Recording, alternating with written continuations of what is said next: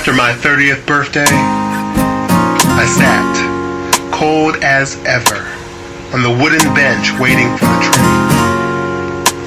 Though I was at an indoor station, there is rarely any heat. I could see my breath and I could feel my lungs tightening. Maybe I was on the verge of an asthma attack. A Puerto Rican guy sat 2 seats away from me, reading an old copy of the New York Daily News. He wore untied purple, black, and white boots with white Velcro straps across the ankles that was also undone. His feet were stationed dead center in a puddle of pink and orange vomit. Does he not see it? Does he not smell it? I thought. He looked at me and smiled. What day is today? I know it's somewhere between January 18th and January 21st, but I'm not sure which day. His voice echoed in the empty station. It froze in time, crystallized like my breath, then fell short. His voice was clear and deep.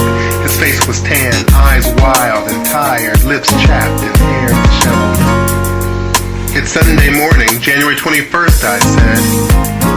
You lose track of time when you're homeless, he said, though I've not been homeless for that long. About 2 weeks.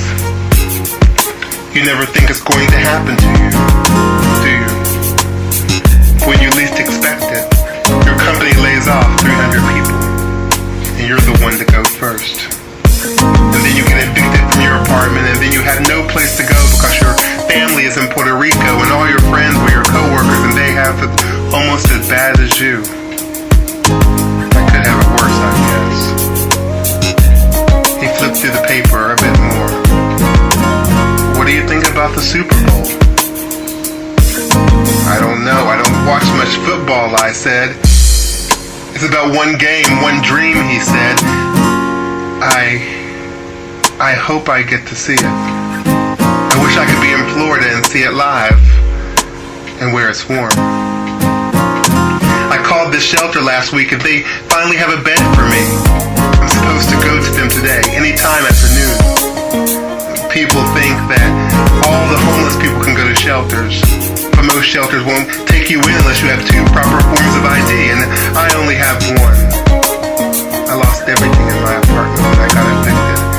I wasn't allowed to go back into the apartment. The locks were changed, I lost it all.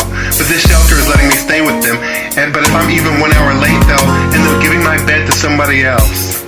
So I'll have to make sure I get there on time. I stood and walked closer to the track. I guess you gotta go, right? Yeah, I responded. Thank you, he said. He said something else, but his voice was drowned by the roaring train attacking the tracks and the icy wind entering my ears.